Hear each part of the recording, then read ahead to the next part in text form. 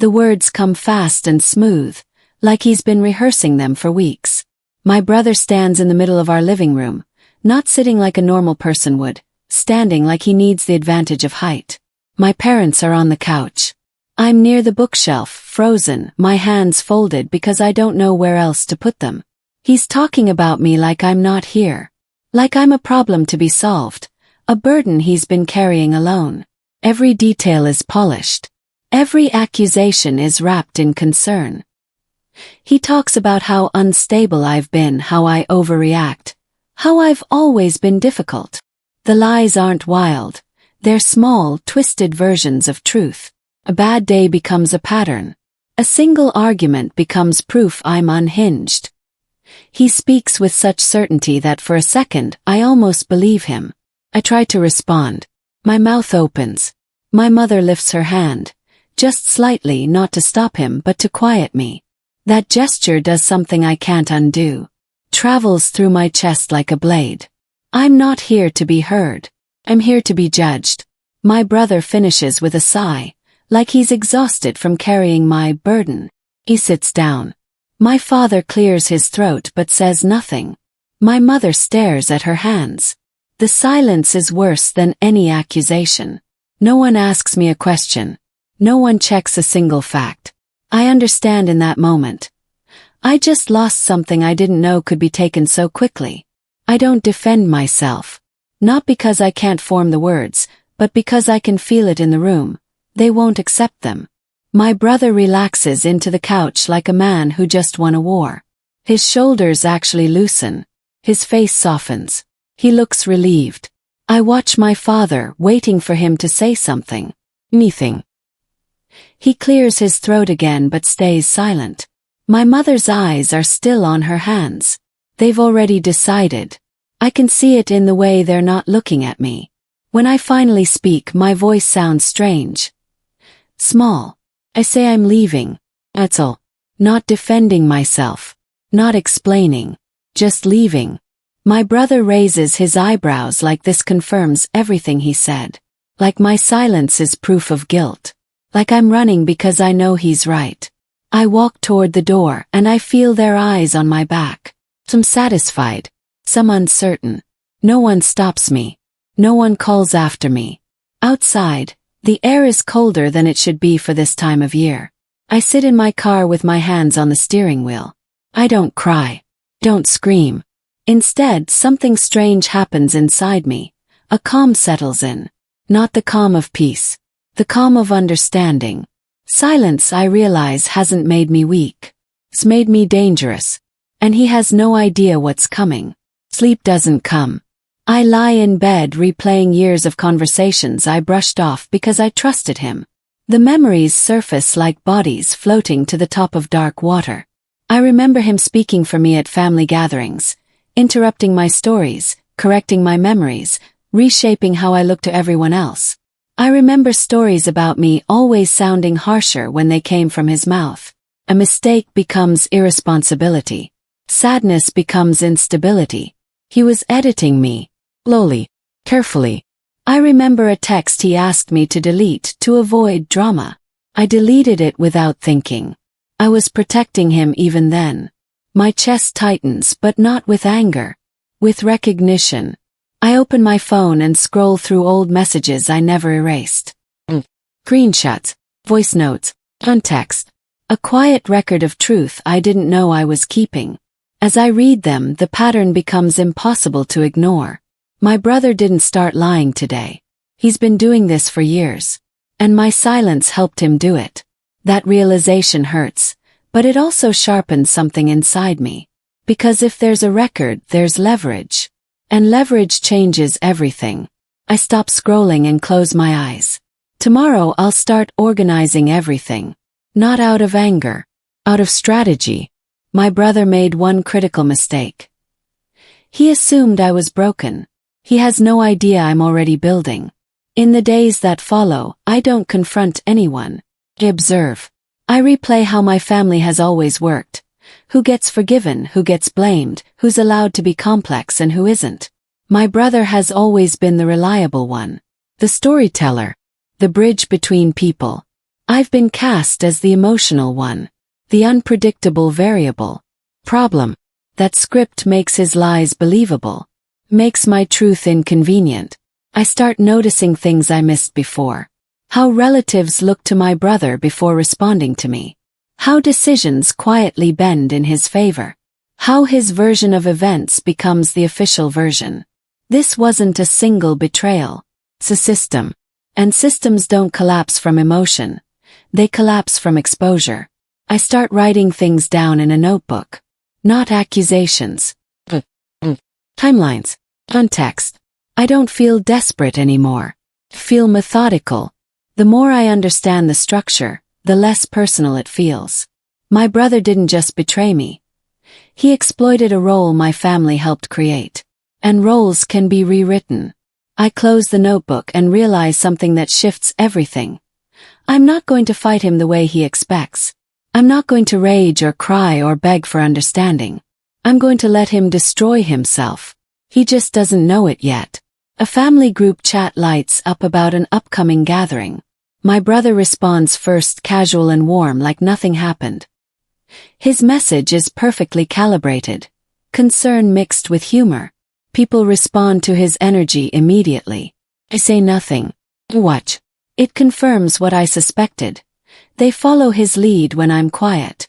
That's useful information. I decide not to attend the gathering. Not dramatically, just a polite message saying I need space. The responses are immediate. Concern mixed with relief. My mother asks if I'm okay. My father sends a thumbs up.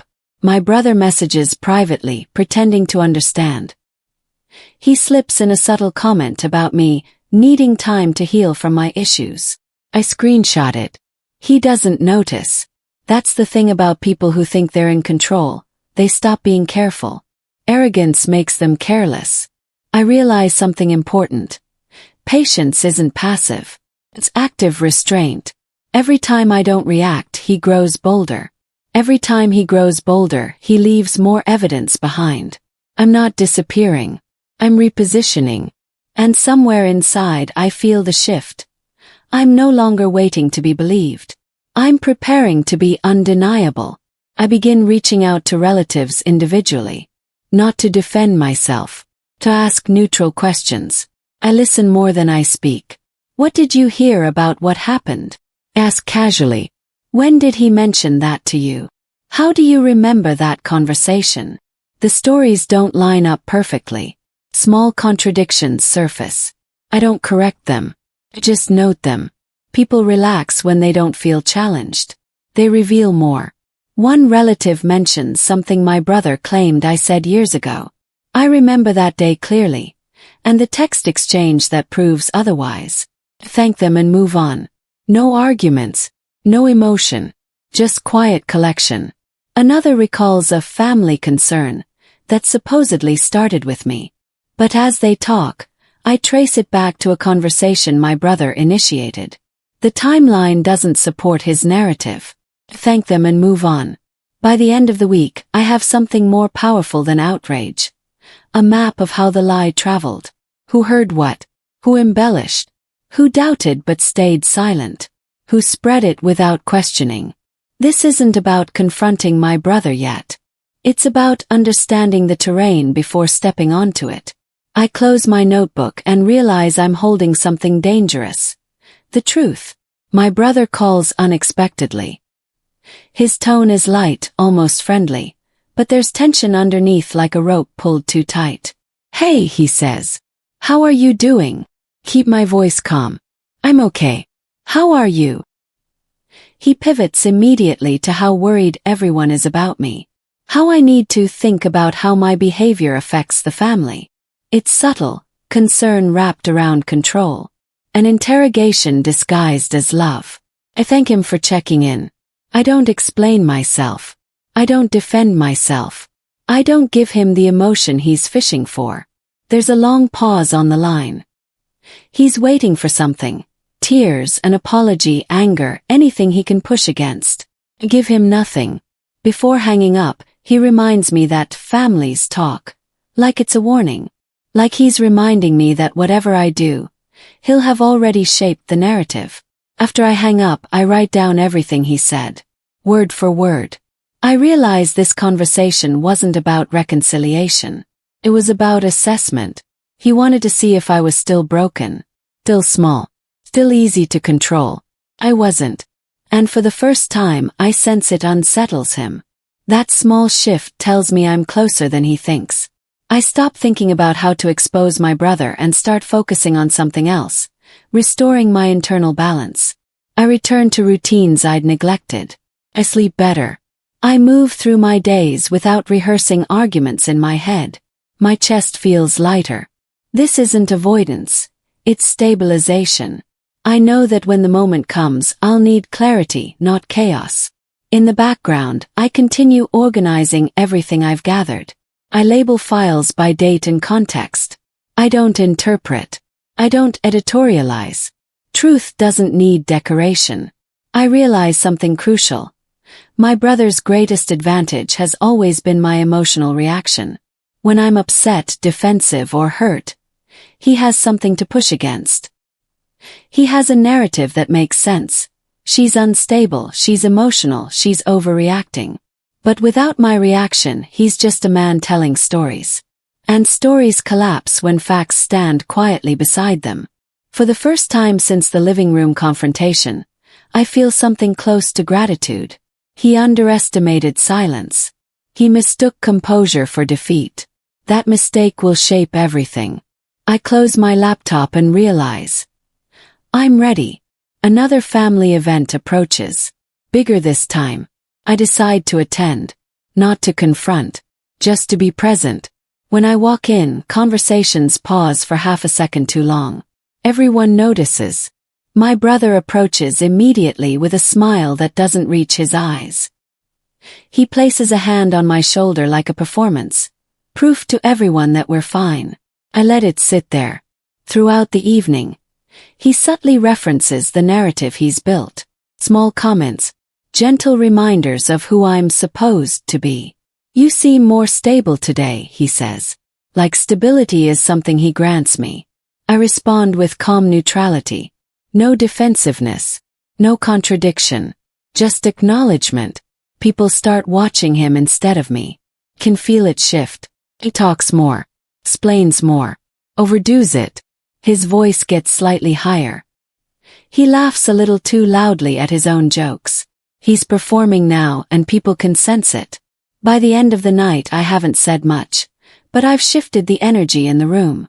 When I leave, a relative hugs me a little longer than usual and whispers, "I'm glad you came." It's not vindication. It's a crack. And cracks matter. After that gathering, my brother becomes more visible, more vocal. He posts more on social media. He reaches out to relatives more often.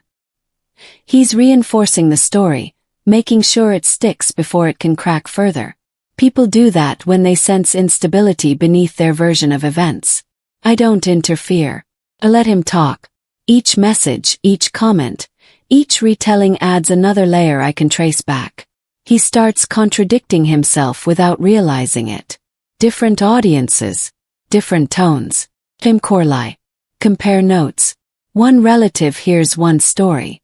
Another hears a slightly different version. He adjusts based on who he's talking to. That's evidence. That's proof he's not confused. He's calculating. He believes momentum will protect him. That volume equals truth. It's a common mistake. Meanwhile, I prepare quietly. I know when this ends, it has to end cleanly. No shouting. No spectacle. Just a moment where reality enters the room and no one can escort it out. My brother thinks the story belongs to him. He doesn't realize he's been documenting his own undoing. Timing becomes my main focus. Not when I feel ready, but when the truth will land hardest. Another family meeting is scheduled. It's framed as a clearing the air conversation. I know what that means. Controlled damage. Managed narratives. My brother steering the outcome toward a version of events that protects him. I agreed to attend. I don't bring printed evidence. I don't announce my intentions. I simply show up with a clear head and a steady voice. Before the meeting, I review everything one last time. I know exactly what I'll say, and what I won't. This isn't about proving my innocence. It's about revealing his pattern. There's a difference. I remind myself to stay slow. Factual. Emotion will only give him something to push against, something he can dismiss as instability. When I walk into the room, I feel steady, not confident in a dramatic way, grounded, like someone who knows where the floor is, even in the dark. My brother is already sitting. He looks relaxed. He has no idea. The meeting starts exactly as expected. My brother takes the lead, framing the conversation with concern and disappointment.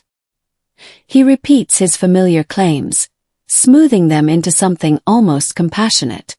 He's good at this. He sounds reasonable. I don't interrupt. I let him finish. The longer he talks, the more specific he becomes. And specificity is dangerous when you're lying. He can't stay general, he has to fill in details. And details contradict each other. When he finally turns to me, inviting my response, the room feels tense. Everyone expects emotion. An apology. An explanation. Here's. I take a breath and thank him for sharing his perspective. The surprise is immediate. Then I ask one simple question about a date he mentioned. He answers quickly, confidently. I follow with another detail. Something small he said weeks ago that contradicts what he just said. He hesitates. I don't accuse. Just ask. Only. Almost curious. Like I'm trying to understand. The room shifts. People lean forward. My brother laughs lightly, brushing it off. But I can see it. Uncertainty flickering across his face. The story is starting to wobble. I continue slowly, referencing conversations and messages without displaying them yet. I ask how certain events align with others he described. I keep my tone neutral, almost curious, like I'm genuinely trying to piece things together. Each question tightens the space around him. He starts backtracking, adjusting timelines. His voice becomes slightly defensive. Someone else notices. A relative speaks up, confused about what he just said versus what he said earlier. My brother responds with irritation masked as patience. I remain still. I'm not arguing, I'm clarifying. There's a difference. Arguments need emotion. Clarification just needs facts. When I finally present a screenshot, I don't dramatize it. I just place it in the conversation. Then another. And another. The room goes quiet. This isn't explosive. Surgical. My brother tries to explain, but his words feel rushed now. Defensive.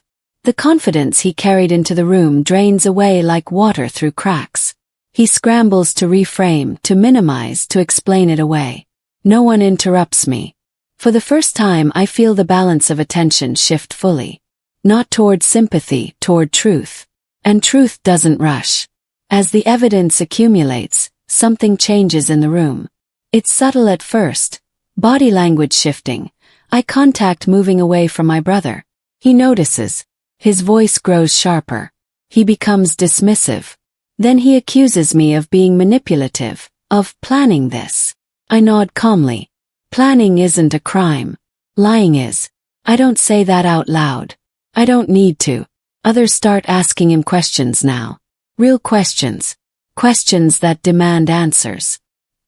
He responds defensively, which only makes him look more guilty.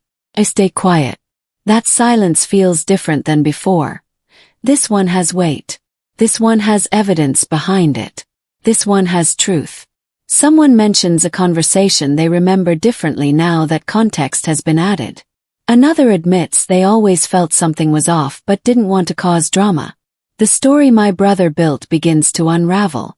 Not because I pulled it apart, but because it can't survive scrutiny. It was always fragile. It only survived because I wasn't there to contradict it. He looks at me like he's seeing me for the first time. Not as a problem to manage, but as a variable he miscalculated. My brother makes a mistake. He denies a message that I know exists. He says it never happened, that I must be misremembering. I wait 3 seconds before showing it. Pause matters. Lets the denial sit there. Lets everyone process that he just lied directly. Then the message appears on the screen. The denial collapses instantly. He tries to laugh it off, calling it a misunderstanding, saying I took it out of context, saying it meant something different than what it clearly says. No one laughs with him. The atmosphere changes completely. This isn't about me anymore. It's about him. About credibility. About motive. About a man who looked his family in the eye and lied. I say very little. I let the room do the work. Someone asks why he felt the need to exaggerate. Another asks why he spoke for me instead of letting me speak. He has no clean answers. His explanations sound hollow. His authority evaporates in real time. I feel something unexpected. Not triumph but relief. The weight I've been carrying begins to lift. The truth isn't dramatic. It's grounding. And once it's in the room, it refuses to leave. Cornered, my brother shifts tactics. He brings up old grievances, unrelated issues, emotional moments meant to distract. It's messy, transparent. Everyone can see it. I don't engage. Each attempt only highlights his panic. When someone asks him to stay on topic, he snaps. Not at me, at them. That snap does more damage than anything I've presented. The image he curated, the calm, responsible one, fractures. I watch my parents exchange looks. This is new for them. They're seeing something they can't unsee. The version of their son they believed in is cracking, and there's nothing left underneath except desperation. Feel steady, almost detached, not cold clear. I realize the revenge isn't in humiliating him. It's in letting him reveal himself without interference. Every lie I expose is a lie he told. Every contradiction is his own carelessness. Every defensive reaction is his choice. I'm not destroying him. He's destroying himself. I'm just standing still and watching it happen. In the days following, messages come in slowly. Not apologies, questions, clarifications, reflections.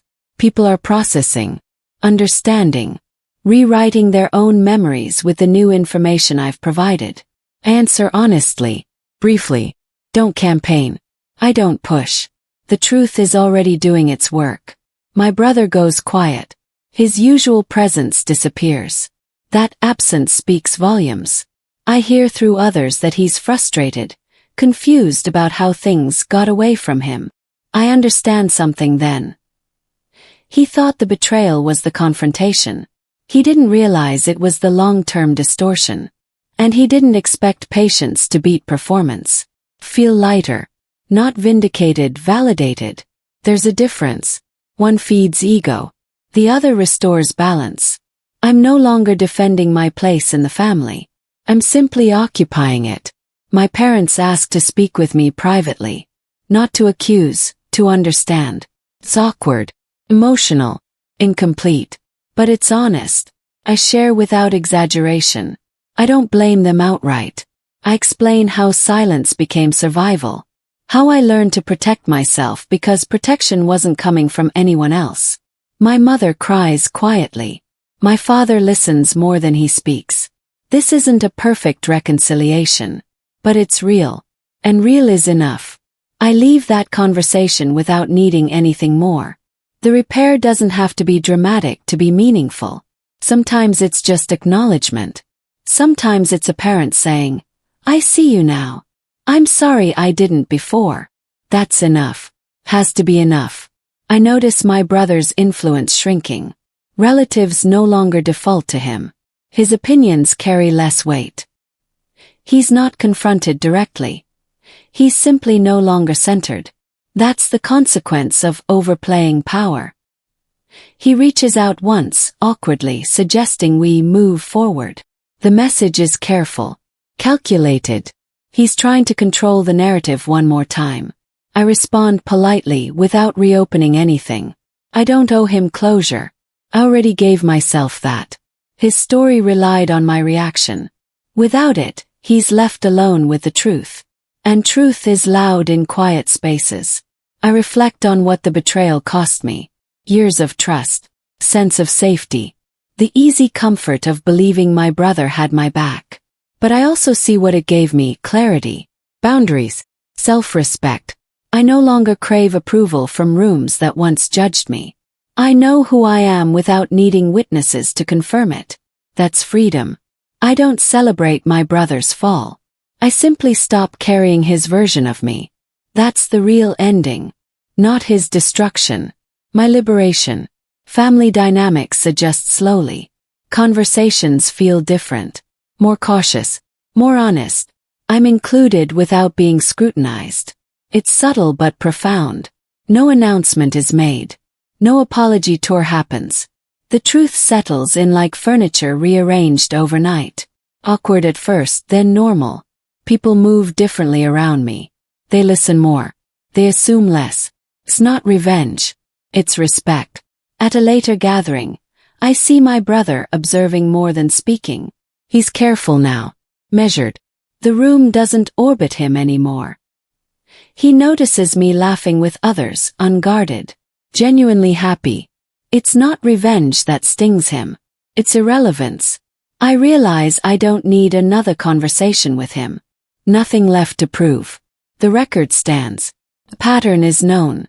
The family understands. Silence this time feels complete, not strategic. Peaceful.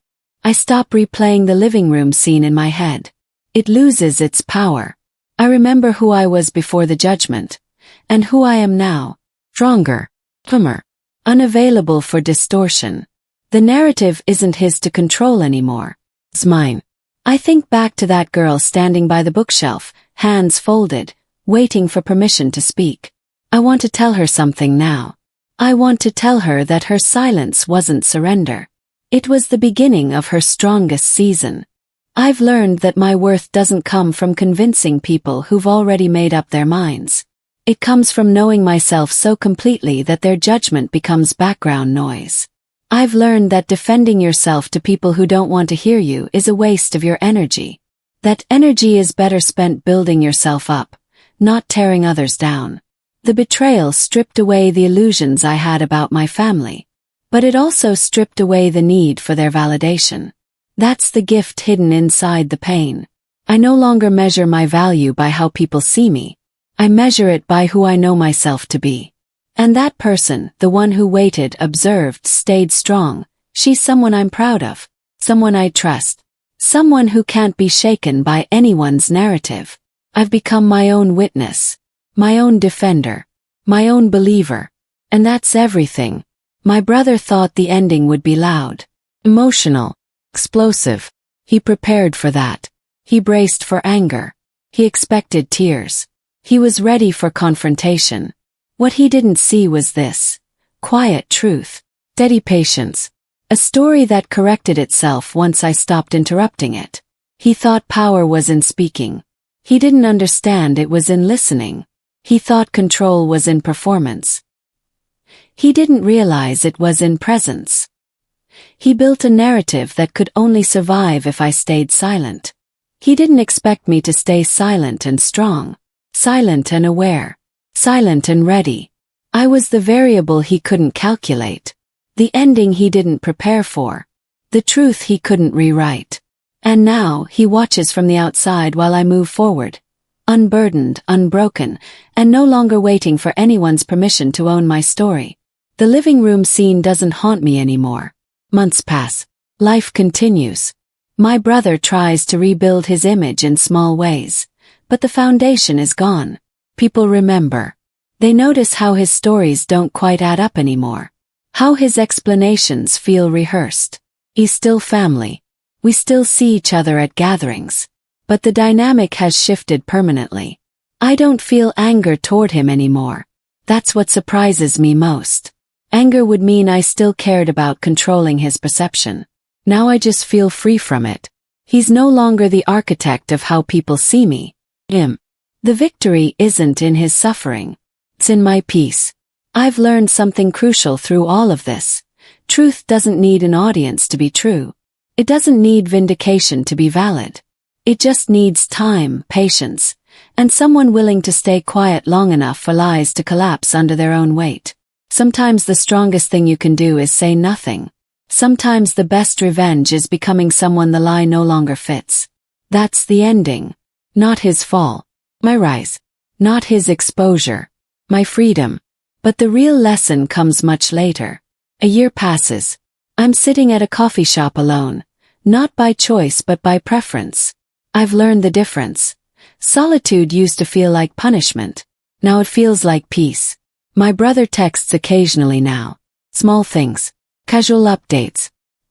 He's trying to normalize the relationship, to pretend the confrontation was just a rough patch. I respond politely but briefly. Not out of anger. Out of clarity. I know who he is now. Not as a villain but as a limited person trying to survive by controlling narratives. That's sad, but it's not my responsibility to fix. What surprises me most is that I don't want revenge anymore. I never really did. What I wanted was to stop carrying his version of me. And I've done that. 6 months later my brother calls. Not texted. Old. His voice sounds different. Muller.